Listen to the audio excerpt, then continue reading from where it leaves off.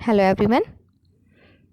आज हम department of education के द्वारा दी गई क्लास 9th की सोशल साइंस की वर्कशीट 1 को कंप्लीट करेंगे। यह वर्कशीट फ्रांसीसी क्रांति चैप्टर 1 फ्रांसीसी क्रांति से बनाई गई है और इसमें सब टॉपिक को कवर किया गया है 18वीं सदी के उत्तरार्ध में फ्रांस था 18वीं सदी के उत्तरार्ध में कैसा था। तो चलिए स्टार्ट करते हैं। फ्रांसीसी समाज को 3 भागों में बांटा गया था। पहला था प्रथम स्टेट, दूसरा था द्वितीय स्टेट और तीसरा था तृतीय स्टेट। प्रथम स्टेट में पादरी वर्ग आता था, द्वितीय स्टेट में कुलीन वर्ग आता था और तृतीय स्टेट में बड़े व्यवसायी, अदालती कर्मचारी, वकील, किसान और कारीगर, छोटे किसान, भूमिहीन मजदूर और नौकर, ये सब आते थे। तो फ्रांसीसी समाज को 3 स्टेट में बांटा गया था, प्रथम, द्वितीय और तृतीय। अब बात करते हैं कि 18वीं सदी के उत्तरार्ध में फ्रांस की आर्थिक और सामाजिक स्थिति कैसी थी। तो जो बुर्बो राजा थे उनके आलीशान जीवन जीने के कारण उनका राजकोष बिल्कुल खाली हो चुका था और लगातार युद्धों के कारण फ्रांस पर लगभग 10 से 12 अरब लिव्रे का कर्ज हो गया था।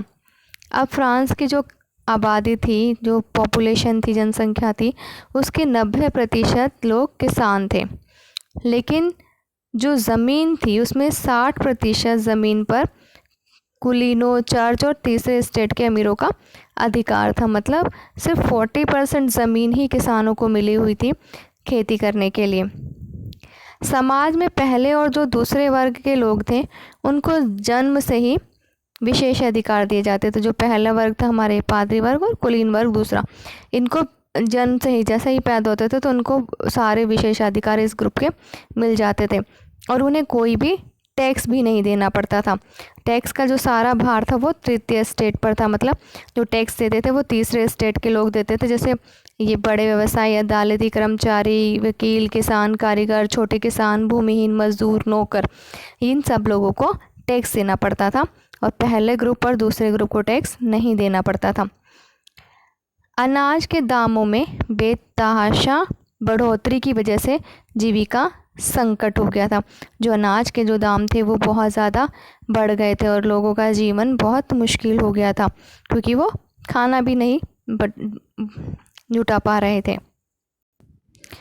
आई होप आपको ये सब समझ में आ गया होगा। चलिए देखते हैं। अब इस वर्कशीट पे बेस्ड कुछ क्वेश्चंस हमें दिए गए हैं, उनको सॉल्व कर लेते हैं। फर्स्ट क्वेश्चन है हमारा, 18वीं सदी के उत्तरार्ध में फ्रांसीसी समाज कितने भागों में विभाजित था। तो इसका आंसर हम पढ़ चुके हैं अभी कि फ्रांसीसी समाज उस समय पर 3 भागों में विभाजित था, प्रथम स्टेट, द्वितीय स्टेट और तृतीय स्टेट।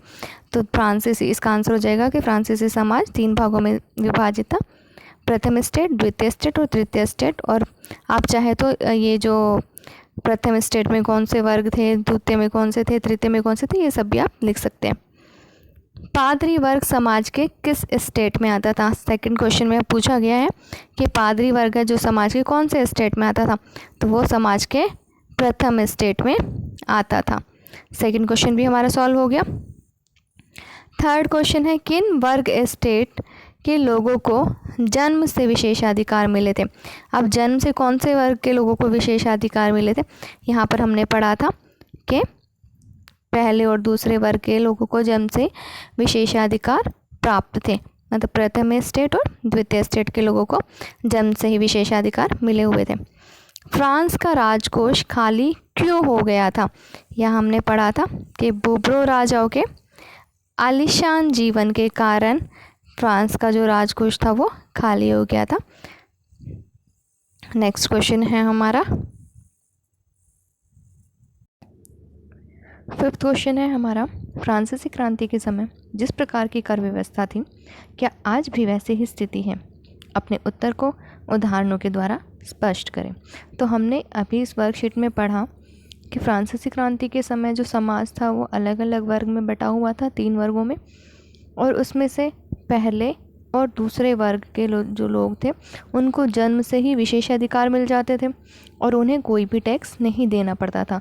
तो जो टैक्स का जो भी सारा भार था वो तीसरे वर्ग के लोगों पर था, जो किसान थे, छोटे कारीगर थे, भूमिहीन मजदूर थे, वकील थे, अदालती कर्मचारी थे, इन सब लोगों को टैक्स देना पड़ता था। तो आज के जो हमारा समय है उसमें ऐसे वर्ग नहीं बटे हुए हैं कि इस वर्ग को टैक्स देना पड़ेगा। इसमें भेदभाव नहीं किया जाता है समाज में जाति के आधार पर कि इस जाति के लोगों को देना पड़ेगा, इस वर्ग के लोगों को टैक्स देना पड़ेगा। इनकम बेस्ड हम टैक्स देते हैं। अगर हमारी इनकम इतनी है तो वो व्यक्ति चाहे किसी भी समाज से, किसी भी वर्ग से संबंधित हो, टैक्स जो है हमें देना पड़ेगा।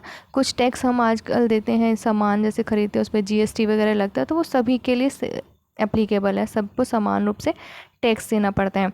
तो जो पहले की कर व्यवस्था थी फ्रांसीसी समाज की और आज की जो कर व्यवस्था है वो अलग अलग है। आई होप आपको ये वर्कशीट समझ में आई होगी। अगर कुछ समझ नहीं आता है तो कमेंट सेक्शन में कमेंट कीजिए और मैं आपके डाउट्स को क्लियर करूँगी। Thank you.